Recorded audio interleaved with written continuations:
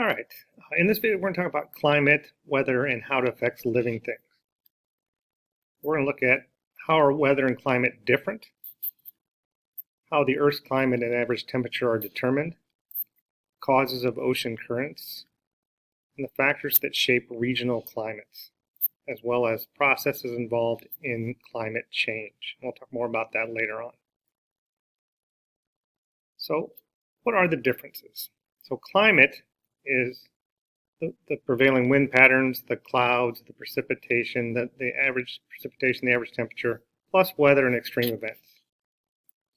Weather is the day-to-day conditions of the Earth's atmosphere.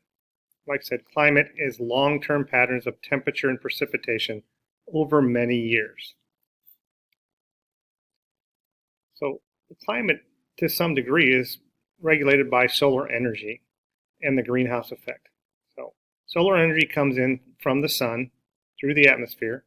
Some of it hits the Earth's surface and gets reflected. Some gets absorbed. And some of it gets reflected will get trapped by the gases in the atmosphere, especially the greenhouse gases, and reflected back to the Earth's surface. So light energy enters as light. Much of the energy is trapped as heat. Small amounts of energy pass back through the walls of the greenhouse. So that's kind of how a greenhouse works. And the Earth works very much like that. We have sunlight. Some solar energy is reflected by the clouds and things like that. Some's absorbed, and some is re-radiated as heat. You have light that's reflected by the Earth's surface. You have heat absorbed and re-radiated by greenhouse gases and retained within the Earth's system. You have to re-radiate, and some of it's lost into space. So latitude and the angle in which the sun's rays are striking the Earth's surface has an effect on climate. The more direct the sunlight hits, the more energy is absorbed at the surface and the warmer that climate is. And because of the tilt of the Earth, that causes the seasons. When the Earth is tilted away, like in the wintertime, it's a less direct angle and more gets reflected. And in the summertime, it's tilted towards it. It's a more direct, it's warmer. But also latitude, as you move away from the poles, move away from the equator towards the poles, you have a less direct angle as the sun hits it. And again, less energy gets absorbed, more gets reflected back into space. So what creates winds?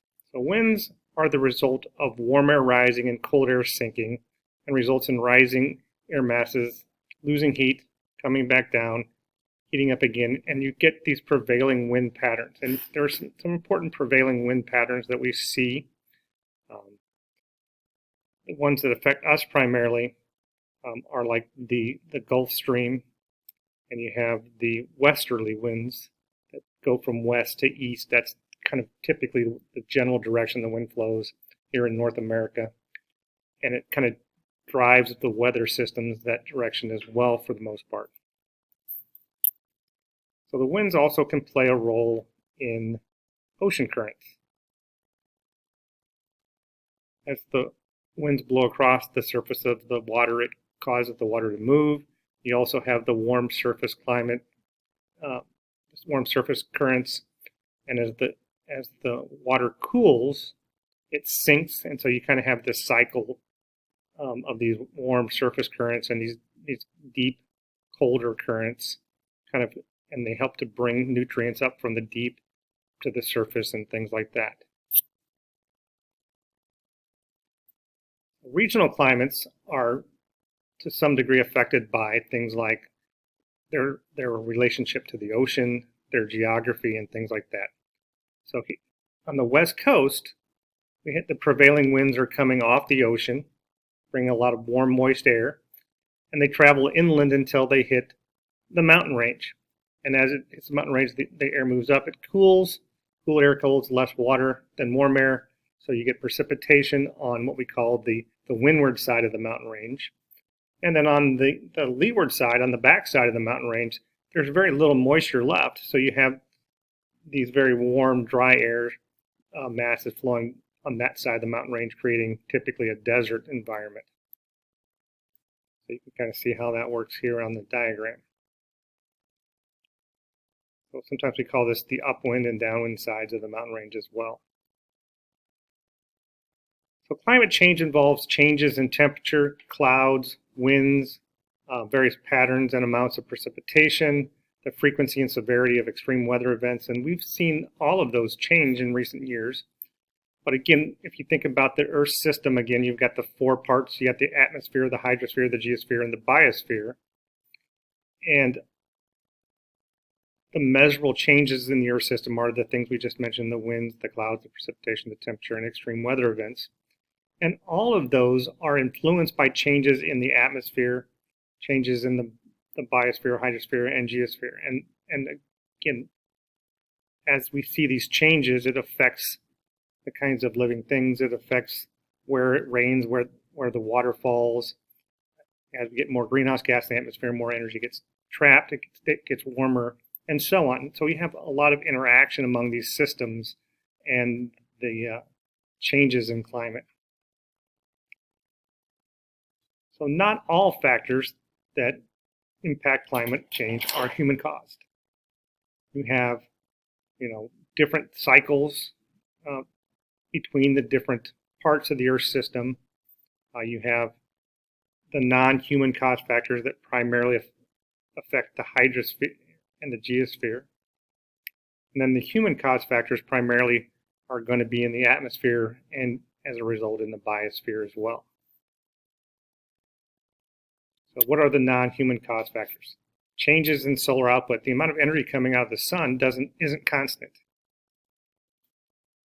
The Earth's tilt and orbit. We talked about how it's tilted, and as it orbits, it's not a true circle. It's more of an ellipse. So sometimes the Earth is further away, sometimes it's closer, and again that affects climate. Meteorite impacts have had a big impact at some points in history, where the meteorite impacts puts a lot of dust in the atmosphere, blocks a lot of the light coming in, causes global cooling. Changes in the distribution of climate of continents in the ocean. We know continental drift, the continents have been moving, and again, that can change the climate because you now have parts that were maybe an inland part that now are exposed to the ocean. So that's going to affect the climate as well. Other geological processes, uplift creating new mountains, volcanic eruption creating mountains, things like that. Volcano eruptions, large enough volcanic eruptions can get enough ash into the atmosphere that can cause some effects on the environment as well and the climate as well.